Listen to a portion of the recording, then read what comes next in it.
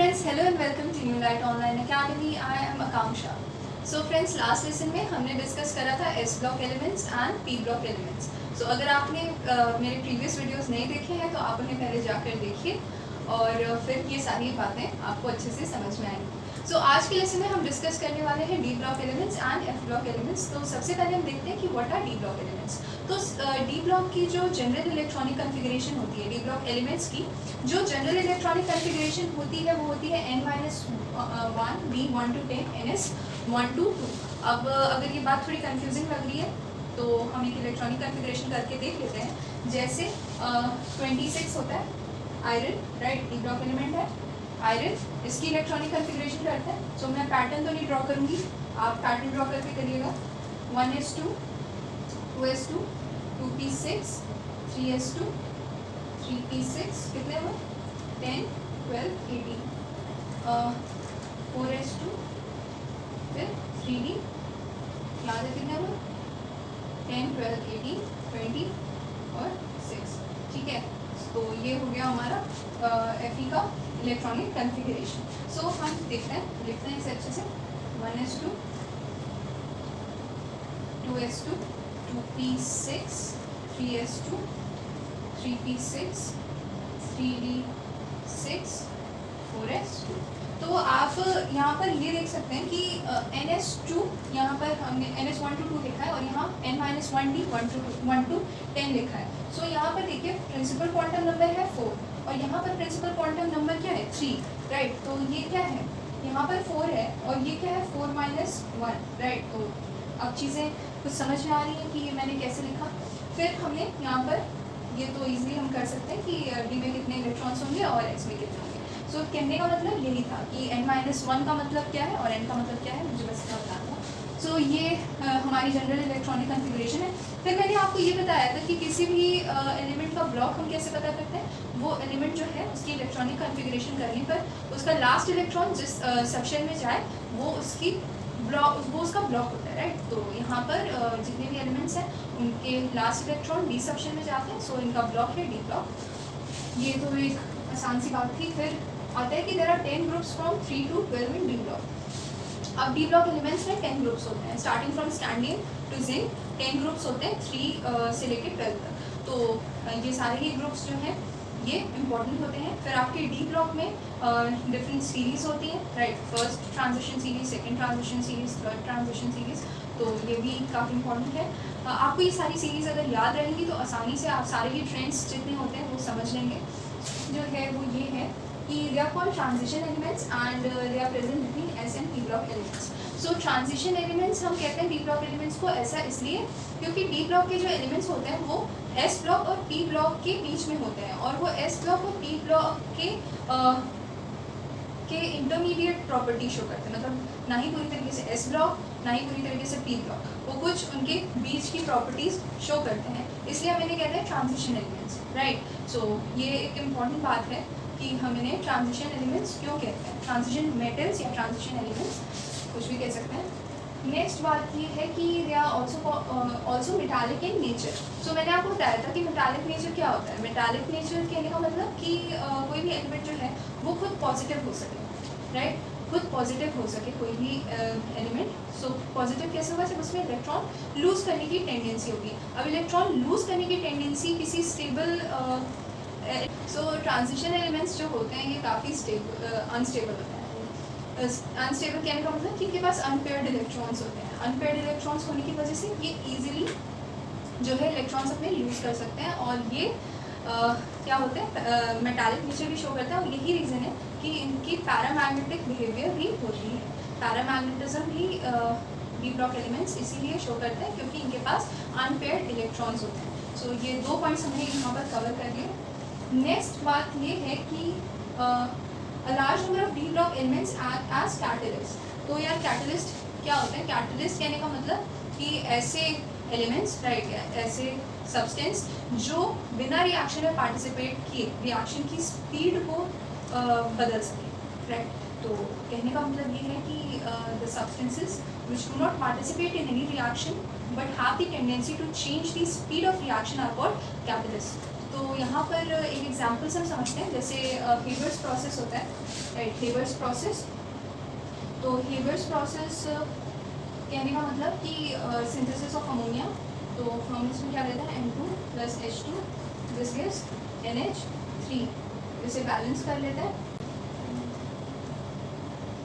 सो ये हो गया हेबर्स प्रोसेस। तो इसमें आयरन कैटलिस्ट होता है और मॉलिब्डेनम प्रमोटर होता है। तो आयरन इसमें रिएक्शन में बिना पार्टिसिपेट किए कि रिएक्शन की स्पीड को चेंज कर सकता है। सो इसलिए हम क्या कहते हैं कि आयरन यहाँ पर क्या है, कैटलिस्ट की तरह बिहेव करता है। सो डी ब्लॉक के एलिमेंट्स ज़्यादातर कैटलिस्ट की तरह बिहेव करते हैं, जैसे हम हेबर्स प्रोसेस देख सकते हैं, कॉन्टैक्ट प्रोसेस देख सकते हैं, कई सारे प्रोसेसेस हम एग्जाम्पल के तौर पर देख सकते हैं। और एक पॉइंट हमने इसमें छोड़ दिया कि most of the D block elements form coloured compounds because of D transition. So D transition एक काफ़ी ज़्यादा बार सुना जाता है, ये वर्ड आपने कई बार सुना होगा। डी हम इस तरीके से समझते हैं कि डी सबशेल है, राइट, डी सबशेल है, इसमें कितने ऑर्बिटल्स होते हैं, 5, 1 2 3 4 एंड 5। अब ये जो होता है ये डी एक्स वाई होता है, ये डी वाई जेड होता है, ये डी एक्स जेड होता है, ये होता है d x square y square, और ये होता है डी जेड स्क्वायर। तो ये जो पहले तीन होते हैं इन्हें हम कहते हैं T2G, और ये लास्ट के जो दो होते हैं इन्हें हम कहते हैं EG। तो जब भी किसी भी डी ब्लॉक एलिमेंट का, राइट, हम इलेक्ट्रॉनिक कन्फिग्रेशन करते हैं तो उसका जो डी सबशेल होता है, अगर हम उसे एनर्जी दे दें, राइट, एनर्जी दे दें in the form of H, तो ये जो ऑर्बिटल्स होते हैं ना ये स्प्लिट हो जाते हैं। एक तो इनमें अनपेयर्ड इलेक्ट्रॉन्स होते हैं। जैसे अगर हम मान लेते हैं, हम सिर्फ सपोज कर रहे हैं कि इसमें डी एक्स वाई में एक अनपेयर्ड इलेक्ट्रॉन, राइट, तो अब अगर हम इसे एनर्जी देते हैं तो ये स्प्लिट हो जाएगा। और ये स्प्लिट किस तरीके से होगा, ये अपने एनर्जी के अकॉर्डिंग लोअर एनर्जी ऑर्बिटल्स और हायर एनर्जी ऑर्बिटल्स में स्प्लिट होगा।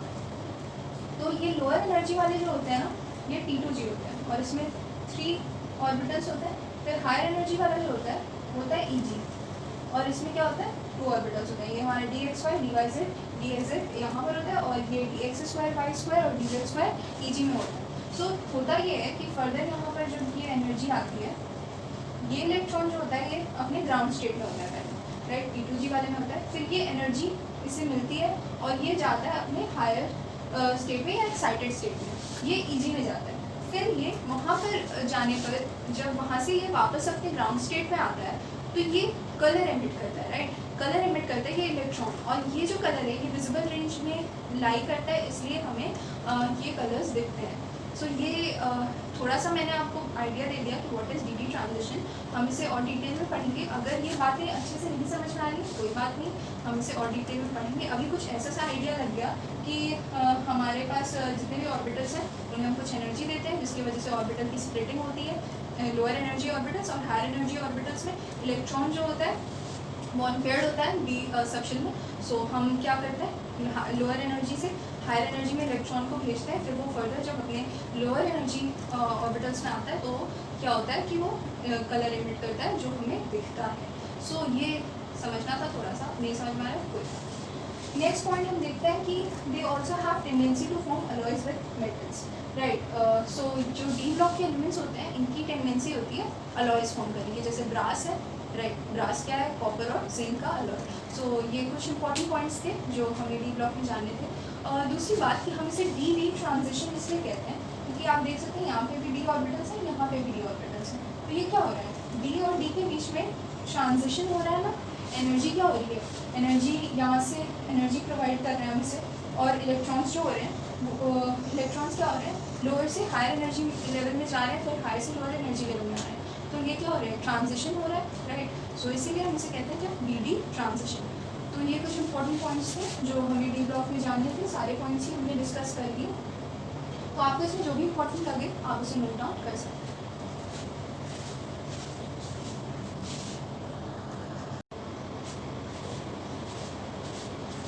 सो फिर अब हम बात करने वाले हैं एफ ब्लॉक एलिमेंट्स की। सो एफ ब्लॉक एलिमेंट्स वो एलिमेंट्स होते हैं जिनके लास्ट इलेक्ट्रॉन एफ सबशेल में जाएं। सो कुछ पॉइंट्स हैं जो हम देखते हैं। Last electron falls in F subshell, right, F subshell में लास्ट इलेक्ट्रॉन जाता है। फिर general electronic electronic configuration of F block elements जो होता है वो होता है n-2 f1 to 40 n-1 d 01 n-2। तो ये काफ़ी इंपॉर्टेंट है, आपको सारे ही ब्लॉक्स के जो जनरल इलेक्ट्रॉनिक कन्फिगरेशन है वो अच्छे से पता होनी चाहिए, तभी आप इजीली आप चेक कर सकते हैं इलेक्ट्रॉनिक कन्फिगरेशन करने के बाद कि वो आपने सही किया या नहीं। सो ये काफ़ी इंपॉर्टेंट है। और कभी कभी आपको ऐसे क्वेश्चन भी मिल जाते हैं कि right the general electronic configuration of F block elements, तो इसलिए आपको ये अच्छे से पता होना चाहिए। सो ये इसकी जनरल इलेक्ट्रॉनिक कन्फिगरेशन होती है। दूसरी बात कि एफ ब्लॉक में दो सीरीज़ होती हैं, पहली 4f सीरीज़ और दूसरी 5f सीरीज़। और 4f सीरीज़ को हम लैंथेनॉइड भी कहते हैं, लैंथेनॉइड सीरीज़, और 5f सीरीज़ को हम कहते हैं एक्टिनॉइड सीरीज़। तो लैंथेनॉइड सीरीज़ जो होती है वो डी ब्लॉक के लैंथानम, राइट, लैंथानम 57 एटॉमिक नंबर का जो एलिमेंट होता है वहाँ से हम सारे 4f सीरीज़ को शुरू करते हैं। फिर 5f सीरीज़ जो होती है वो डी ब्लॉक का जो 80 करता है 4f सीरीज़ को, ये होता है सीरियम, राइट, सीरियम से शुरू करते हैं और ये जाता है ल्यूटेशियम तक। फिर आता है 5f सीरीज़ जिसको हम 90 से शुरू करते हैं, थोरियम, राइट, 90 इसकी एटॉमिक नंबर होती है और ये जाता है लॉरेंसियम 103 तक। तो ये दोनों ही सीरीज़ जो है इनमें 14 एलिमेंट्स हैं। ये है cerium, praseodymium, neodymium, promethium, samarium, europium, gadolinium, terbium, dysprosium, thorium, erbium, thulium, ytterbium and lutetium. फिर आता है थोरियम, ये है आपका protactinium, uranium, neptunium, plutonium, americium, curium, berkelium, californium, einsteinium, fermium, mendelevium, nobelium and lawrencium. So ये आपको पता होना चाहिए, अगर पता है तो अच्छी बात है। सो ये हो गया आपकी दोनों सीरीज़ के बारे में। फिर आता है कि दे आर हैवी मेटल्स। अब हैवी मेटल कहने का मतलब है कि इनका एटॉमिक वेट जो हो वो ज़्यादा हो रहा है, एटॉमिक वेट, इनकी डेंसिटी ज़्यादा हो, तो ऐसे मेटल्स को हम कहते हैं हैवी मेटल्स, जिनकी डेंसिटी एटॉमिक वेट ये ज़्यादा होते हैं। सो ये जितने भी होते हैं ये हैवी मेटल्स होते हैं। सो ये एक इम्पॉर्टेंट बात है। फिर आता है कि they form complex salts and show variable oxidation state. तो अब इनमें वेरिएबल ऑक्सीडेशन स्टेट्स होते हैं, इनके जितनी भी दोनों सीरीज़ होती हैं 4f सीरीज़ और 5f सीरीज़, इनके एलिमेंट्स के वेरिएबल ऑक्सीडेशन स्टेट होते हैं। ये इसलिए क्योंकि यहाँ पर क्या प्रेजेंट है, n-1d, राइट, n-1d प्रेजेंट है, तो ns और n-1d की जो एनर्जी होती है ना वो बहुत ज़्यादा डिफरेंस नहीं होता उसमें, तो इसीलिए इनके वेरिएबल ऑक्सीडेशन स्टेट्स होते हैं। सो ये एक रीज़न है इनका वेरिएबल ऑक्सीडेशन स्टेट होने का। Next point is most of the elements of actinoid series are radioactive and after uranium the elements in 5f series are called transuranic elements and they are artificially made. So transuranic elements या transuranium elements हम जिन्हें कहते हैं, ये यहाँ 92 के बाद जितने एलिमेंट्स होते हैं ये 92 है यूरेनियम, इसके बाद के सारे एलिमेंट्स जो हैं ये आर्टिफिशियली मेड है और हम इन्हें ट्रांस यूरेनियम या ट्रांस यूरेनियम एलिमेंट्स कहते हैं। और ये जो एलिमेंट्स होते हैं ना ये रेडियो एक्टिवली डीके होके सिंपलर एलिमेंट्स फॉर्म कर सकते हैं, राइट। तो ये काफ़ी इंपॉर्टेंट पॉइंट था। Next point is the elements of F block also form coloured compounds. ये होता है एफ ट्रांजिशन की वजह से। तो जैसे हमने डी ट्रांजिशन पढ़ा उसी तरीके से यहाँ पर एफ ब्लॉक एलिमेंट्स में होता है एफ ट्रांजिशन, जिसकी वजह से एफ ब्लॉक एलिमेंट्स के भी कलर्ड कंपाउंड्स बनते हैं। तो ये एक काफ़ी इंपॉर्टेंट बात है। तो आपको एफ ब्लॉक एलिमेंट्स के बारे में इतने पॉइंट्स जानने ज़रूरी है कि इनकी जनरल इलेक्ट्रॉनिक कन्फिगरेशन क्या होती है, इनमें कितने एलिमेंट्स होते हैं, एलिमेंट्स कहाँ से शुरू होकर कहाँ पर ख़त्म होते हैं, दोनों सीरीज़ में कितने कितने एलिमेंट्स होते हैं। और एक बात ज़रूरी जो कि जो 4f सीरीज़ है ये लैंथानम डी ब्लॉक से शुरू होती है, मैंने आपको बताया, और ये एक्टिनियम डी ब्लॉक से शुरू होती है। सो ये कुछ इंपॉर्टेंट पॉइंट्स हैं, आपको इनमें जो भी इंपॉर्टेंट लग रहा हो आप उसे नोट डाउन कर सकते हैं।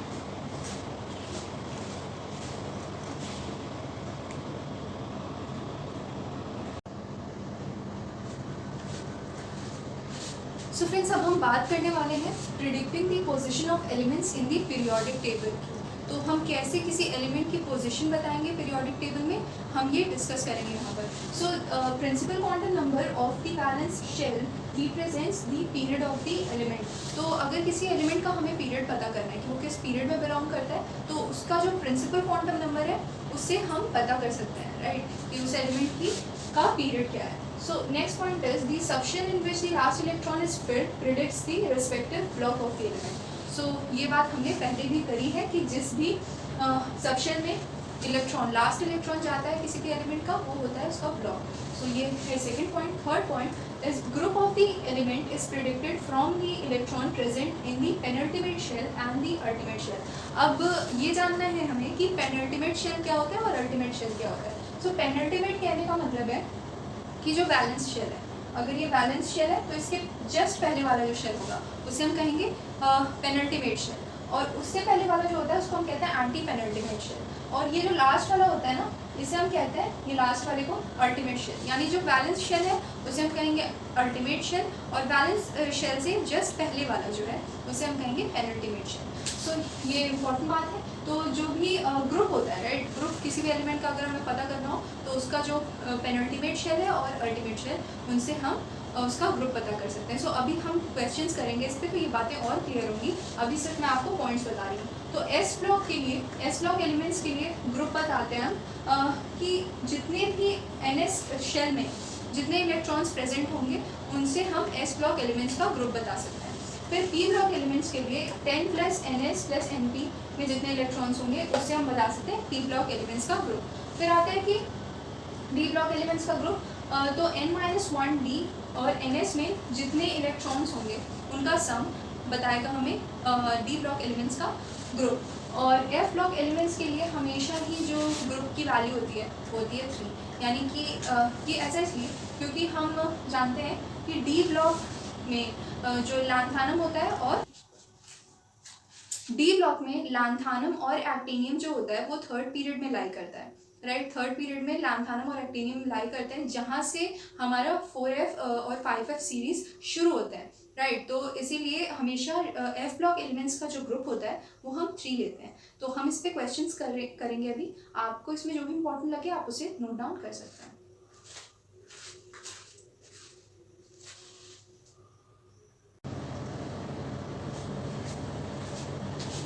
सो फ्रेंड्स एक क्वेश्चन हम देखते हैं।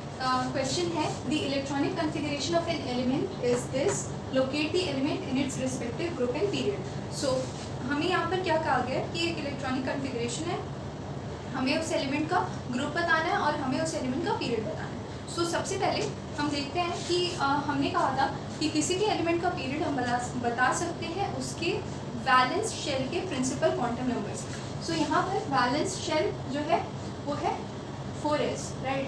4 जो है ये हमारा बैलेंस प्रिंसिपल क्वांटम नंबर है फॉर बैलेंस शेल। तो इसका जो पीरियड होगा वो हो जाएगा 4, राइट। और दूसरी बात कि अगर हमें इसका ग्रुप बताना है तो एस ब्लॉक एलिमेंट है, राइट। एस ब्लॉक पहले बता देते हैं कि ब्लॉक इसका है एस, क्यों? क्योंकि इसका लास्ट इलेक्ट्रॉन जो है वो 4s में जा रहा है। सो ब्लॉक हो गया एस। और एस ब्लॉक एलिमेंट्स के लिए हमारा जो ग्रुप होता है वो क्या होता है, NS में जितने इलेक्ट्रॉन्स हैं, यानी कि NS में कितने इलेक्ट्रॉन्स हैं, 4s में 1 इलेक्ट्रॉन है। तो हमारा जो ग्रुप हो जाएगा वो होगा फर्स्ट ग्रुप, राइट। तो फर्स्ट ग्रुप हो गया, ग्रुप 1 का एलिमेंट है। उसके बाद अगर हमें इसकी एटॉमिक नंबर बतानी है तो भी हम कर सकते हैं कि एटॉमिक नंबर हो जाएगा जितने भी इसमें इलेक्ट्रॉन्स हैं। फॉर न्यूट्रल एटम हम कह सकते हैं कि number of electrons equals to number of protons equals to the atomic number of the element. So ये एक न्यूट्रल एलिमेंट है, तो इसमें हम कह सकते हैं कि इसका जो एटॉमिक नंबर होगा 2, यहाँ तक 10 हुआ, ये होगा 12, 18 है 19। तो इसकी एटॉमिक नंबर जो है वो है 19।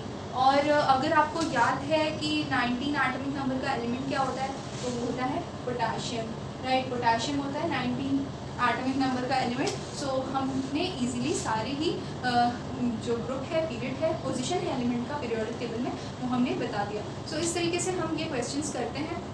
अब आपको चीज़ें थोड़ी थोड़ी समझ में आ रही होंगी। हम और क्वेश्चंस इस पर देखते हैं। इसमें आपको अगर आंसर नोट डाउन करना है तो आप कर सकते हैं।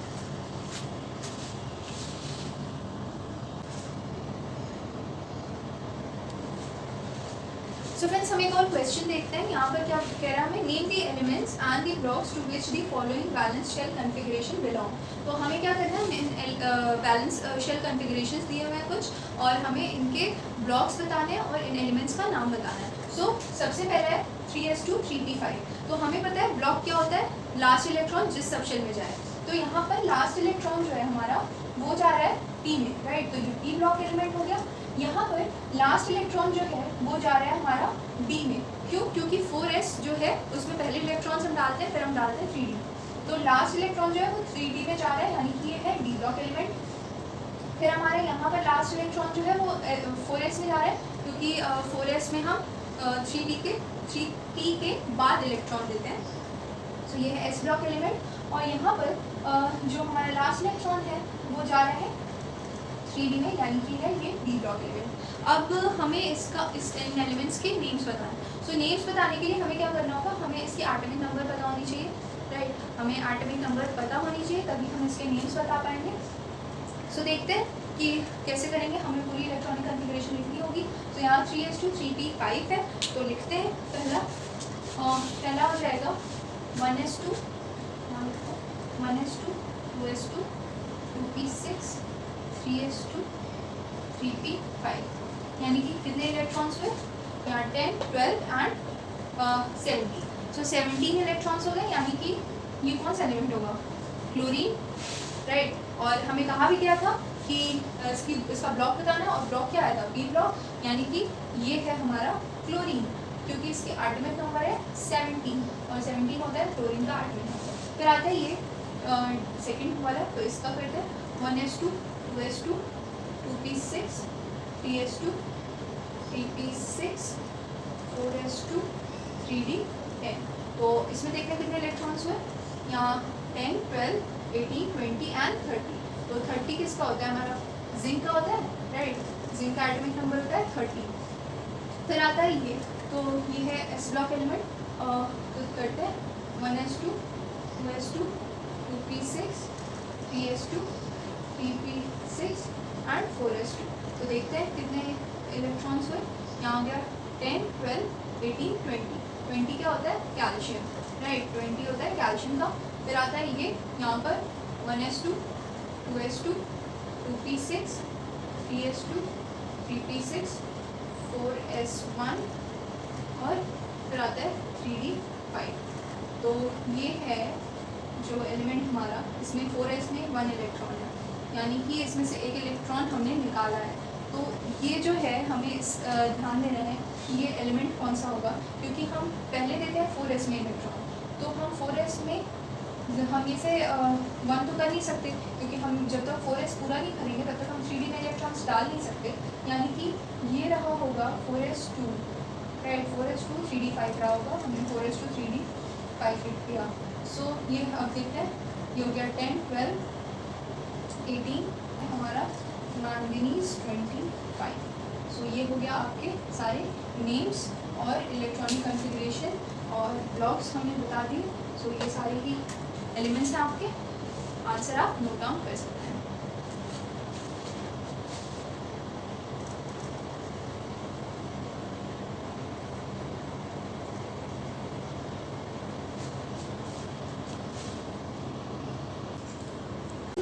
डिस्कस करेंगे। अगर आपको ये लेसन अच्छा लगा हो तो आप हमारे वीडियो को लाइक करें, और अगर आप हमारे चैनल पर पहली बार आए हैं तो हमारे चैनल को सब्सक्राइब करें और इस वीडियो को शेयर करें। Thank you so much for watching.